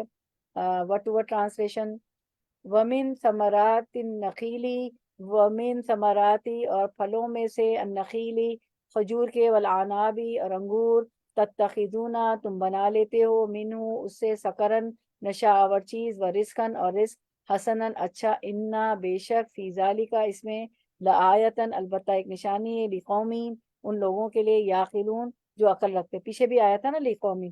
تو رننگ ٹرانسلیشن 67, اسی طرح کھجور کے درختوں اور انگور کی بیلوں سے بھی ہم ایک چیز تمہیں پلاتے ہیں جسے تم نشہ آور بھی بنا لیتے ہو, اور پاک رزق بھی, یقیناً اس میں ایک نشانی ہے عقل سے کام لینے والوں کے لیے. تو ہم آیت کی طرف آتے ہیں. وَمِن ثمرات النخیل والعناب, اور کھجور اور انگور کے درختوں سے, عناب جو ہے عنب کی جمع ہے, ٹھیک ہے, اور نخیل کھجور کا درخت, نخل, ٹھیک ہے. تتخذون منہ سکرن و رزقن حسنا, اور کھجور اور انگوروں کے درخت کے پھلوں سے تم شراب بنا لیتے ہو, اور یہ ڈرنک بھی ہوتی نا. ویسے شراب نہ بھی بنائے, حرام ہے نا شراب, تو نہ بھی بنائے تو کیا کرتے ہیں کہ ہم اس سے ڈرنک بناتے ہیں, اس کا جوس بھی پیتے ہیں, اور ویسے بھی پھل کھاتے ہیں. تو تم اور عمدہ روزی بھی, ورزقن حسنا. تو اللہ تعالیٰ فرماتے ہیں یہ آیت اس وقت ہوتی تھی جب شراب حرام نہیں تھی, اس لیے حلال چیزوں کے ساتھ اس حرام چیز شراب کا بھی ذکر کیا گیا, لیکن اس میں سکرن کے بعد رزقن حسنن ہے, جس میں اس بات کی طرف اشارہ ہے کہ شراب رزق حسن نہیں ہے, حرام ہے. نیز یہ صورت مکی ہے جس میں شراب کے بارے میں ناپسندیدگی کا اظہار ہے. پھر مدنی صورتوں میں بتدریج اس کی حرمت نازل ہو گئی. اللہ تعالیٰ نے ایک ساتھ شراب کا اور جو سود کا جو ہے کام نہیں نازل کیے تھے, آہستہ آہستہ کر کے بتدریج نازل ہوا تھا. اور سود کی آیتیں تو 2 بار آئی, تیسری بار بھی جو ہے سود کو جنگ کے بعد حرام کر دیا گیا تھا کہ سود بالکل حرام ہے. تو ہم دیکھتے ہیں کہ اس میں جو ہے اللہ تعالیٰ فرماتے ہیں ان فی ذالک لآیات لقوم یعقلون، اور اس میں بھی جو عقل رکھتے ہیں ان کے لیے تو اس میں بہت بڑی نشانی ہے. اور پیچھے فرمایا تھا لقوم یسمعون، سننے والے، تو سکرن تتخذون منہ سکرن، تو تم جو ہے اسے کیا کرتے ہو، ڈرنک بناتے ہو. سکرن، سکر کا معنی ہوتا ہے میٹھا، میٹھا رس. ٹھیک ہے، تو ہم رس بھی بناتے ہیں نا نبیز، کھجور کا رس سے اور اناب انگور سے. تو سکر کا معنی ہوتا ہے میٹھا رس بھی ہے اور شراب بھی، یہ نشہ آور چیز بھی ہے شراب. اسی سے پھر سکر، سکر کا لفظ نکلا ہے جو عربک میں بولا جاتا ہے. عربی میں شوگر کو شکر کو شوگر کہتے ہیں. کیا کہتے ہیں؟ سکر کہتے ہیں. سکر کیا کہتے ہیں؟ سکر، سکر، سکر کہتے ہیں، سکر. اسی لیے سکری جو کھجور ہوتی ہے نا اس کو بھی سکری. تو عربی میں شکر کو کیا کہتے ہیں؟ سکر، جو شوگر، اور انگلش میں شوگر کہتے ہیں. اردو میں شکر کہتے ہیں اور شکر بھی کہتے ہیں، کچھ کہتے ہیں شکر، کچھ کہتے ہیں شکر، شکر کہتے ہیں. اور اوریجن ان کا کہاں سے ہے؟ نخیل اور آناب سے، کھجور اور انگور سے ہے. اللہ فرماتے ہیں کھجور اور انگور سے بہترین غذا کھلاتے ہیں ہم آپ کو، مگر تم شکر ادا نہیں کرتے اور تم اس سے شراب بنا لیتے ہو. بجائے اس کے کہ حلال چیز اس سے کھاؤ، تم اس سے شراب بنا لیتے ہو. اور حالانکہ رزقاً حسنا، عمدہ روزی ہے اس میں، انگور اور درختوں یہ انگور اور کھجور میں. تو اللہ تعالیٰ تو اللہ تعالیٰ فرماتے ہیں کہ عقل والوں کے لیے اس میں نشانی ہے کہ اللہ تعالیٰ کی نعمتوں کا استعمال انسان حلال طریقے سے بھی کر سکتا ہے. انگور اور کھجور سے جوس بناتا ہے، اور کھجور سے اور بھی چیزیں بنتی ہیں. ہم لوگ تو چٹنیوں میں بھی ڈال رہے ہوتے ہیں، کھٹی میٹھی چیٹی میں اس میں بھی ڈال رہے ہوتے ہیں. واقعات بہت سی چیزیں، کھجور کے بھی فائدے ہیں. تو حلال چیز طریقے سے بھی ان نعمتوں کو استعمال کر سکتے ہیں، اور حرام طریقے سے شراب بنا کے بھی اللہ کی اگر اطاعت کی تو حلال طریقے سے اس کو کھائیں گے، اور اللہ تعالیٰ کی نافرمانی کی تو کھجور اور انگور سے شراب بنا لیتے ہیں لوگ. جیسے حلال پروں سے حرام شراب بھی بنائی جا سکتی ہے، اور اچھا رزق بھی ثابت ہوتا ہے ہمارے. تو انسان کو اللہ تعالیٰ فرماتے ہیں کہ ان فی ذالک لآیۃ لقوم یعقلون، انسان کو اپنی عقل استعمال کرنی چاہیے، اللہ کی نعمتوں کو حلال اور درست طریقے سے استعمال کرنا چاہیے، اللہ تعالیٰ کی اطاعت اور اطاعت کرنی چاہیے، اللہ تعالیٰ کی فرما برداری کرنی چاہیے، اور اس کو اپنی عقل استعمال کر کے ان چیزوں کو شراب نہیں بنانا چاہیے، حرام چیزوں نہیں بنانی چاہیے، بلکہ رزقاً حسنا، عمدہ رزق بنانا چاہیے، جو کہ خود ہی وہ عمدہ رزق ہے. اس کا رس جو ہے کس کا؟ نخیل، کھجور اور آناب انگوروں کا. تو چلے ہم Q&A دیکھ لیتے ہیں انشاءاللہ. 67 عقل والوں کے لیے اس آیت میں کیا نشانی ہے؟ اللہ تعالیٰ کی نعمتوں کا استعمال انسان حلال طریقے سے بھی کر سکتا ہے اور حرام طریقے سے بھی. جیسے حلال پھلوں سے حرام شراب بھی بنائی جا سکتی ہے، اور اچھا رزق بھی. انسان کو اپنی عقل استعمال کرتے ہوئے اللہ تعالیٰ کی نعمتوں کو حلال اور درست طریقے سے استعمال کرنا چاہیے. آیت نمبر 68 69 کر کے ہم اینڈ کرتے ہیں انشاءاللہ. 5 منٹ زیادہ لوں گی. بہت اہم آیت ہے. آیتیں تو ساری اہم ہوتی، ورڈ ٹو ورڈ ٹرانسلیشن، کیونکہ آپ کی لمبی چھٹی آ گئی ہے، Thursday, Friday, Saturday, Sunday, long weekend ہے ادھر ہمارا. چلیں.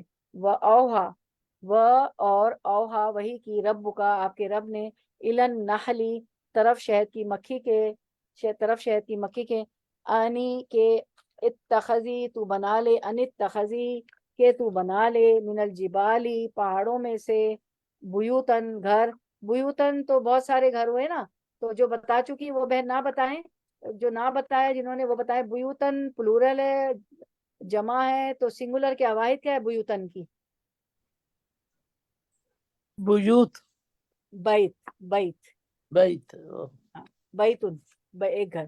ومن الشجری اور درختوں میں سے، ومما اور اس میں سے جو یارشون وہ اوپر چڑھاتے. سبحان اللہ، یہ کیا نعمت ہے.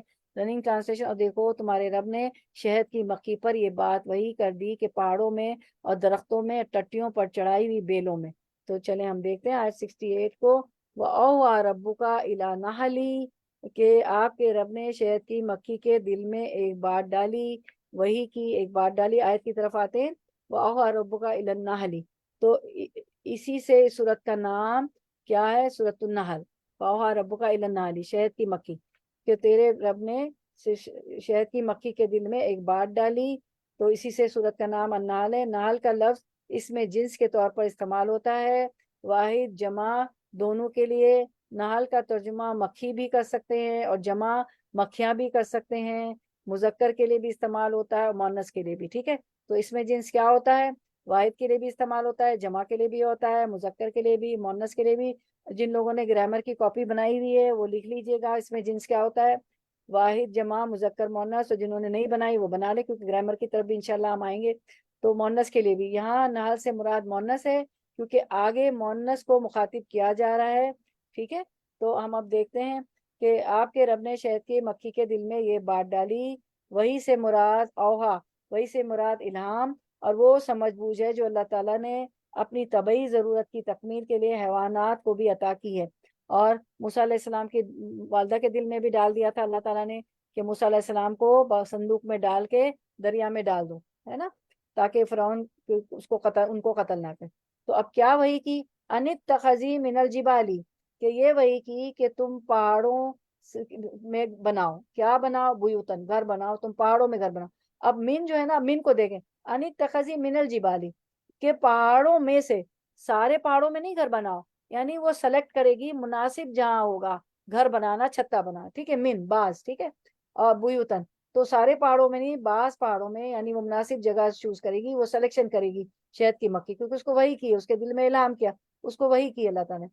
ومن الشجر, اور بعض اور درختوں میں بھی بناؤ. ٹھیک ہے, تو یہاں بھی من آیا ہے, تو سارے شجر سارے درختوں میں نہیں بنائے گی وہ. ٹھیک ہے, ومن الشجر یعنی کہ مناسب درخت جو اس کو سلیکٹ کرے گی, جو اللہ نے اس کو الہام کیا ہے. ٹھیک ہے, تو جبال پہاڑوں میں گھر بناؤ, شجر میں گھر بناؤ. من یعنی کہ سارے نہیں, بعض. من کا مطلب یہاں بعض میں, جو جس کے لیے وہ مناسب جگہ ہوگی. ٹھیک ہے, چھتے بنانے کے لیے شہد کے. اور پھر کہاں بناؤ؟ وَمِمَّا يَعْرِشُونَ, اور کہاں بناؤ؟ عین راشین, عرش سے مطلب ہے تو گھروں کے جو چھپر ہوتے ہیں اور جو چھت ہوتے ہیں وہاں بناؤ. اور کھجور کی بیلیں بھی جو ہوتی ہے نا, اس کا بھی ایک چھپر اور چھتا بنایا جاتا ہے. تو اللہ تعالیٰ نے یہاں پہ 3 جگہ بتائی ہیں کہ کہاں کہاں گھر بناؤ, اپنا چھتا کہاں بناؤ, پہاڑ میں بناؤ, شجر میں بناؤ, درخت میں بناؤ, اور چھتوں پر چھپڑ پر بناؤ. ٹھیک ہے, تو شہد کی مکھی کو اس کے دیکھ رہے ہیں کیو این اے, شہد کی مکھی کو اس کا گھر بنانے کا طریقہ کس نے وہی کیا؟ I would love to ask you, آپ لوگوں سے مجھے اچھا لگتا ہے پوچھنا, لیکن ہمیں یہ آیتیں پوری کرنی ہے جلدی سے. 69 کیونکہ 69 سے بات کمپلیٹ ہوگی. اللہ تعالیٰ نے شہد کی مکھی کو گھر بنانے کا الہام کیا, وہی کی. تو اب ہم دیکھتے ہیں آیت, یہ ہماری 68 تھی نا, 69 کو دیکھتے ہیں انشاءاللہ. 69 ثم, اس کے بعد ہم کنکلوڈ کریں گے. ثم پھر کلی کھا, من کلی ہر قسم سے, الثمراتی پھلوں کے, فصل کی, پھر چلتی رہے, سبلا راستوں پر, سبیل کی جمع, ربی کا اپنے رب کے, ذللن آسان, یخرج نکلتا ہے, من بطونیا ان کے پیٹوں سے, شرابن شربت, شہد, مختلف ہیں, الوان ہو رنگ اس کے, لون کی جمع, فی اس میں, شفاؤن شفائے, للناسی لوگوں کے لیے, انا یقیناً, فی ذالکا اس میں, لآیتن البتہ نشانی ہے, لقومی یتفکرون ان لوگوں کے لیے جو غور و فکر کرتی. آیت کی رواں ترجمہ انشاءاللہ. تو لقومی رواں ترجمہ, تو لقومی یتفکرون تھا, لقومی کیا تھا؟ یسمعون تھا, اور کیا تھا؟ اللہ تعالیٰ دیکھیے, لقومی اس قوم کے لیے جو, اور لقومی یسمعون تھا, یتفکرون آیا. تو جی, تو اپنے چھتے بنا اور ہر طرح کے پھلوں کا رس چوس, اور اپنے رب کے ہموار کی ہوئی راہوں پر چلتی رہے. اس مکھی کے اندر سے رنگ برنگ کا ایک شربت نکلتا ہے جس میں شفا یعنی شہد ہے, لوگوں کے لیے یقیناً اس میں بھی ایک نشانی ان لوگوں کے لیے جو غور و فکر کرتے ہیں. ٹھیک ہے, تو اب ہم دیکھتے ہیں آیت کی طرف آتے ہیں. ثم کلی من کل ثمراتی, اور ہر طرح کے میوے کا. یہاں بھی من کل ثمراتی, سارے پھلوں کا رس چوس. ٹھیک ہے, سارے پھلوں میں سے کھا, لیکن من کے بعض میں سے, جو کہ جس کو وہ مناسب سمجھے گی, جس کا وہ سلیکشن کرے گی. پھر فرمایا کہ فصل کی سبلا ربی کا ذللن, اور اپنے رب کی آسان راہوں میں چلتی پھرتی رہے. ٹھیک ہے, یخرج من بطونها شراب مختلف الوانہ فی شفاء للناس، اور ان کے پیٹ سے رنگ برنگ کا مشروب نکلتا ہے جس کے رنگ مختلف ہیں، کیونکہ مختلف پھلوں کے رس چوستی ہے نا، تو اس کا جو ہے شہد بھی مختلف رنگوں کا ہوتا ہے۔ ان فی ذالک لآیات لقوم یتفکرون، اور جس میں لوگوں کے لیے شفا ہے، غور و فکر کرنے والوں کے لیے اس میں بہت بڑی نشانی ہے۔ تو شہد تو اللہ تعالیٰ نے فرمایا کہ ہر طرح کے میوے کھا، ثم کلی من کل ثمراتی، یعنی شہد کی مکھی پہلے کیا کر کہ ہر طرح کے میوے کھا۔ اس میں اللہ تعالیٰ فرما رہے ہیں کہ شہد کی مکھی پہلے پہاڑوں میں، درختوں میں، انسانی عمارتوں کی بلندیوں پر اپنا مسدس کھانا اور چھتا اس طرح بناتی ہے کہ درمیان میں کوئی شگاف نہیں رہتا، کوئی بھی شگاف نہیں رہتا، ٹھیک ہے۔ پھر وہ باغوں، جنگلوں، وادیوں، پہاڑوں میں گھومتی پھرتی ہے اور ہر قسم کے پھلوں کا جوس اسے اپنے پیٹ میں جمع کرتی ہے، پھر انہی راہوں سے جہاں جہاں سے وہ گزرتی ہے واپس لوٹتی ہے اور اپنے چھتے میں آ کر بیٹھ جاتی، جہاں اس کے منہ یا دوبر سے وہ شہد نکلتا ہے جسے قرآن نے شراب سے تعبیر کیا ہے، یعنی مشروب روح افزا۔ تو اللہ تعالیٰ فرماتے ہیں ثم کلی من کل ثمراتی، پھلوں کے رس چوس سارے پھلوں کے، فصل کی سبلا ربکا ذللا، فصل کی سین لام کاف سلکا میں ہے، سلکا مانی ہے، ٹھیک ہے۔ تو داخل ہو جا، یعنی کہ سلکا داخل ہو جا، داخل ہو جا، چلی جا، چلتی رہے، تو جو ہے سبیل کی جمع راستوں کی جمع، فصل کی داخل ہو جا، سبلا کہاں چلی جا، راستوں میں چلی جا، سبلا سبیل کی جمع ہے، اور راستوں میں چلتی جا، ربی کی اپنے رب کے بتائے ہوئے راستوں پر چلتی جا، اور ذلولن کا مطلب ہے ذلول ہے ذلول کی جمع، ٹھیک ہے، کہ ہم نے سورۃ البقرہ میں پڑھا تھا نا لا ذلولن، تو ذلولن جو ہے نرم اور نرم اور مطیع، فرما بردار، نرم ذلولن جو ہے نرم راستے ہوتے ہیں، اور جو اللہ نے اس کے لیے نرم اور آسان راستے مسخر کیے ہیں۔ آسان اور نرم کے معنوں میں آتا ہے ذلولن، اور آسان اور نرم کے معنوں میں، اور مطیع اور فرما بردار کے معنوں میں بھی آتا ہے، مطیع اور فرما برداری سے، اور اللہ تعالیٰ فرماتے ہیں کہ تو اللہ کی مطیع ہو جا، فرما بردار ہو جا، اور نرم اور آسان راستوں پر چل۔ اب یہاں پہ اللہ تعالیٰ نے فرمایا سبولا ربی کا، نرم اور آسان راستے، اور ذلولن، اب ذلل کے کیا معنی ہے؟ اس کا ایک معنی ہے کہ راستوں کا حال ہے، یعنی جو راستے جن پر مکھی کو چلنا ہے اللہ نے اس کو آسان کر دیے ہیں، یعنی اللہ تعالیٰ نے اس کو ایک ہائٹ پر اور ایک خاص لیول پر وہ کیا کرے گی، چلے گی، ایک ہائٹ بتا دی، ایک خاص راستے بتا دیے، اس کے لیے وہ راستے اللہ نے دکھا دیے، اس کو الہام کر دیا، وہی کر دی۔ اور دوسرا معنی ہے کہ اللہ کی تابع داری اور فرما برداری کر، اللہ کی تابع دار اور فرما بردار بن کر چلتی جا، فصلوں کی چلتی جا اور داخل ہوتی جا، شہر، اور کیا کر کہ یخرج من بطونها شراب مختلف، تو اس کے پیٹ سے کیا نکلتا ہے، ایک رس نکلتا ہے اور شہد نکلتا ہے۔ تو شہد کی مکھی جب رس پھلوں کا چوسنے نکلتی ہے تو اندھیرے میں نکلتی ہے، ارلی مارننگ میں نکلتی ہے، جو اشراق کا وقت ہوتا ہے نا اس وقت نکلتی ہے، اور جدھر سے سورج کی روشنی آتی ہے اس ڈائریکشن کو وہ فالو کرتی ہے۔ سورج کی روشنی اس کا سورس ہوتا ہے اور وہ راستے سورج کی روشنی میں متعین کرتی ہے، اور راستے متعین کرنے کو بھی کہتے ہیں سورج کی روشنی میں نکلنا اور راستے متعین کرنا۔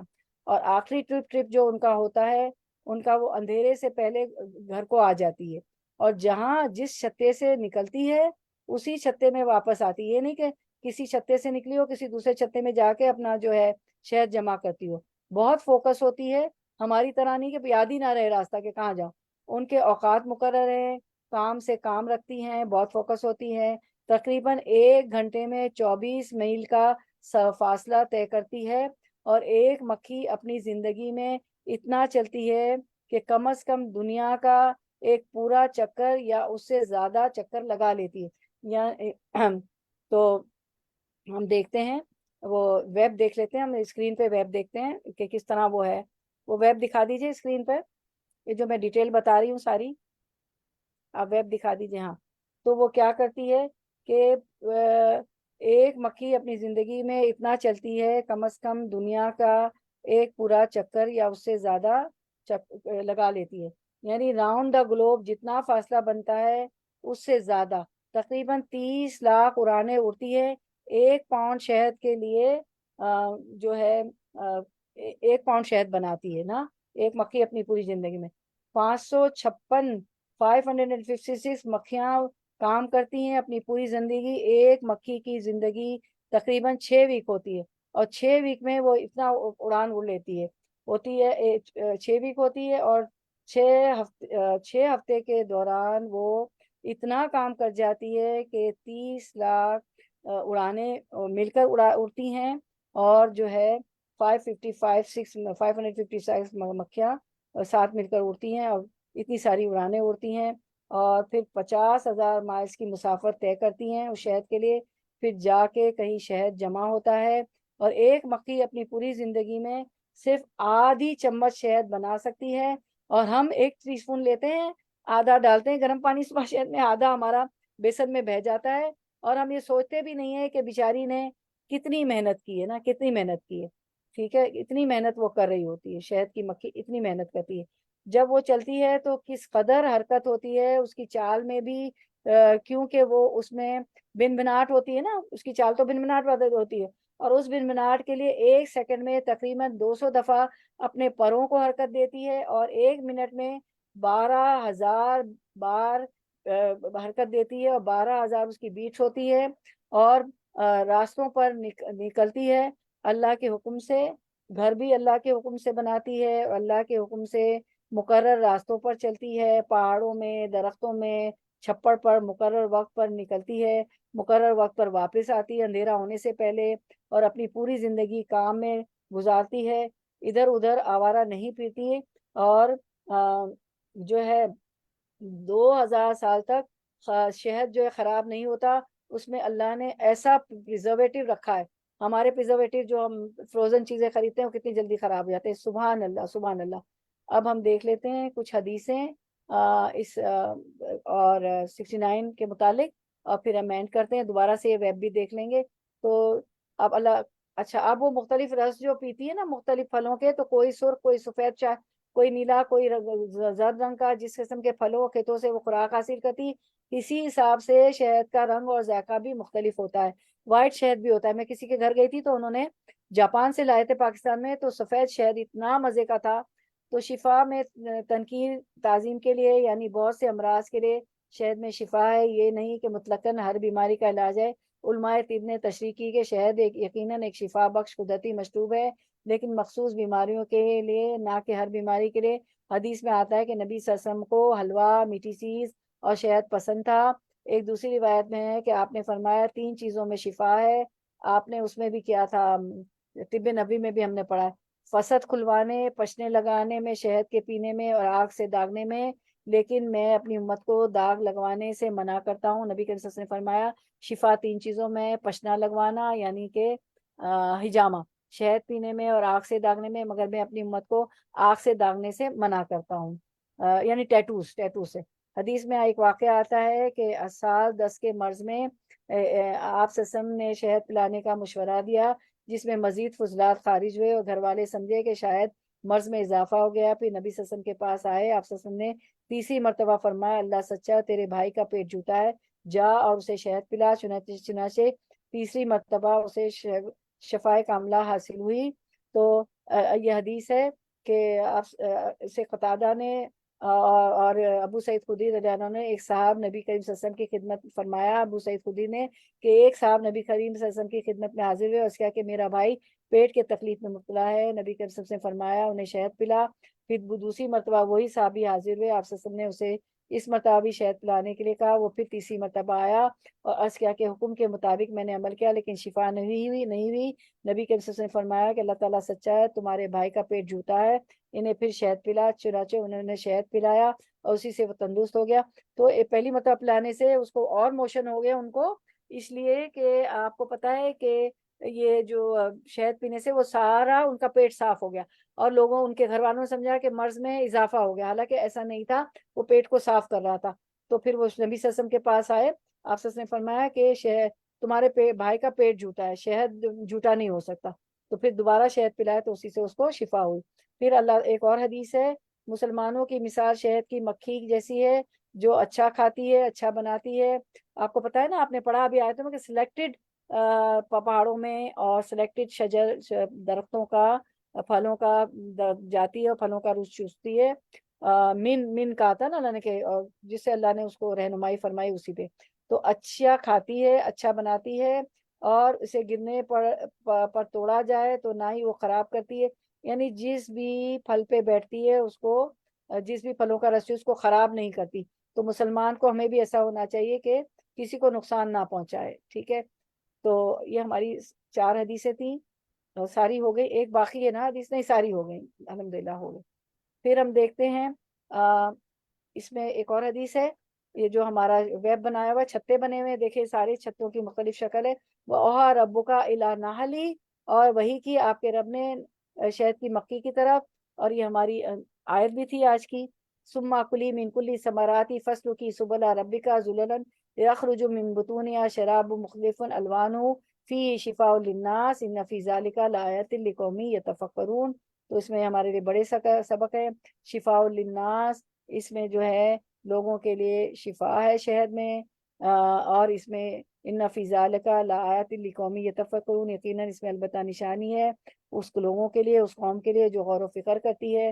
شہد کی مکھی سے ہمیں سبق لینا چاہیے، وہ فضول باتوں میں وقت نہیں ضائع کرتی، ادھر ادھر نہیں گھومتی، اپنے کام پہ فوکس ہوتی ہے، ٹائم پہ جاتی ہے، وقت کی پابندی کرتی، ٹائم پہ واپس آ جاتی ہے، اور فائدہ ہی پہنچاتی رہتی ہے، اور پوری زندگی وہ کام کرتی ہے، اور آدھی چمچ کے لیے پوری دنیا گھومتی ہے، پوری عمر میں وہ 6 ہفتے کی زندگی میں کتنا بڑا کام کر جاتی، اور ہمیں 50 60 70 سال مل گئے، ہم میں سے کچھ خواتین 60 سے بھی اوپر جا رہی ہیں۔ تو آپ سے نے فرمایا بے شک مومن کی مثال شہد کی مکھی کی طرح ہے، جو پاکیزہ چیز کھاتی ہے، پاکیزہ رزق خارج کرتی ہے، یعنی شہد، اور جس پھول پتی پر بیٹھتی ہے نہ وہ ٹوٹتا ہے نہ وہ خراب ہوتا ہے۔ اور طب نبوی میں جو ہے شہد استعمال کیا جاتا ہے، شہد کی مکھی میں عبرت ہے، مومن کی مثال شہد کی مکھی کی طرح ہے، جس سے فائدہ اٹھائے اس کو نقصان نہیں دیتا، ٹھیک ہے۔ اور پھر ہم اب دیکھ لیتے ہیں اپنا Q&A۔ ثم کلی من ذلل، اس آیت میں ہمارے لیے کیا سبق ہے؟ شہد کی مکھی اپنے رب کے بتائے ہوئے راستے پر چلتی ہے، ادھر ادھر نہیں بھٹکتی، ہمیں بھی اللہ تعالیٰ کے بتائے ہوئے راستے پر چلنا ہے، اللہ تعالیٰ کے احکامات کی اطاعت کرنی ہے، اور صراط مستقیم پر چلنا ہے۔ اللہ کا بتایا ہوا راستہ ہمارے لیے صراط مستقیم ہے، پوری کتاب ہے، ضابطہ حیات ہے، ہر کام ہمارا، ہر روٹین ہمارے اس کتاب کے مطابق ہونا چاہیے۔ قل ان صلاتی و نسکی و محیایا و مماتی للہ رب العالمین، اے نبی کہہ دیجئے کہ میرے مناسک، میرا حج، میرا مرنا، میرا جینا، میری زندگی گزارنے کے جتنے مناسک ہے، میرا جینا، میرا مرنا، سارا کچھ قرآن کے مطابق ہونا چاہیے۔ جس طرح شہد کی مکھی دوسروں کو فائدہ پہنچانے کے لیے محنت کرتی ہے اور دور دراز کا سفر کرتی ہے، اس طرح ہمیں بھی دوسروں کے لیے فائدہ مند بننا ہے، اس کے لیے محنت کرنی ہے، دین کا علم حاصل کرنے کے لیے دور دراز کا سفر کرنا ہے اور جدوجہد کرنی ہے۔ اور میری بہنوں نے کی تھی، جب فرسٹ ٹائم ہم نے دورہ قرآن شروع کیا تھا تو مجھے یاد ہے کہ 8 بجے ہم فلینہ بہن کے گھر چلے گئے تھے، میرے گھر بھی 8 بجے، جو صبح بھی ہم نے اشراق کے بعد بھی پڑھا ہے، تو اب بھی کوشش کریں کہ ہم صبح کے وقت میں بڑی برکت ہوتی ہے۔ چلیں تھوڑے دن سوچیں، ٹائم دیتی ہوں سب کو کہ آپ مدرسے میں ہوتی اس وقت تو 11 بجے جاتی، اور چاہے آن لائن کرتی، چاہے آپ جو ہے جاتی چل کے، ٹھیک ہے، کیونکہ صبح ہوتے ہیں مدرسے، اسکول بچوں کو کب بھیجتی ہیں؟ صبح بھیجتی ہیں نا، تو انشاءاللہ صبح کی عادت ڈالیں گے تاکہ صبح ہمارا دوپہر بھی فارغ ہو، شام بھی فارغ ہو انشاءاللہ، ٹھیک ہے۔ اور ہماری تو عادت ہے فجر سے تو ہم اٹھے ہوئے ہوتے ہیں۔ تو چلیں انشاءاللہ ہم یہیں پہ کنکلوڈ کرتے ہیں۔ سوری میں نے آپ کا ٹائم زیادہ لیا، کیونکہ چھٹی بھی کر رہے ہیں، 1 گھنٹہ تو نہیں لیا میں نے، کیونکہ چھٹی کا تو 1 گھنٹہ ہمارا جائے گا نا سیٹرڈے کا، سبحانہ، تو تھوڑا سا ٹائم دیا 10 منٹ۔ سبحان ربک رب العزت عما یصفون وسلام علی المرسلین والحمد للہ رب العالمین۔ ربنا تقبل منا انک انت السمیع العلیم وتب علینا انک انت التواب الرحیم، واخر دعوانا ان الحمد للہ رب العالمین۔ سبحانک اللہم وبحمدک، نشہد ان لا الہ الا انت، نستغفرک ونتوب الیک۔ السلام علیکم ورحمۃ اللہ وبرکاتہ۔ ایک ایک چیز میں اللہ کی ایک ایک آیت کے ایک ایک حرف میں ایک ایک الفابیٹ میں سبق ہے، سیکھنے کے لیے عبرت ہے۔ اللہ تعالیٰ ہمیں سبق سیکھنے والا، قرآن و سنت پہ چلنے والا بنا لے، عمل کرنے والا بنا لے، صرف ہماری باتیں نہ ہوں، کلاسز نہ ہوں، اس میں جو سیکھے عمل بھی ہو انشاءاللہ۔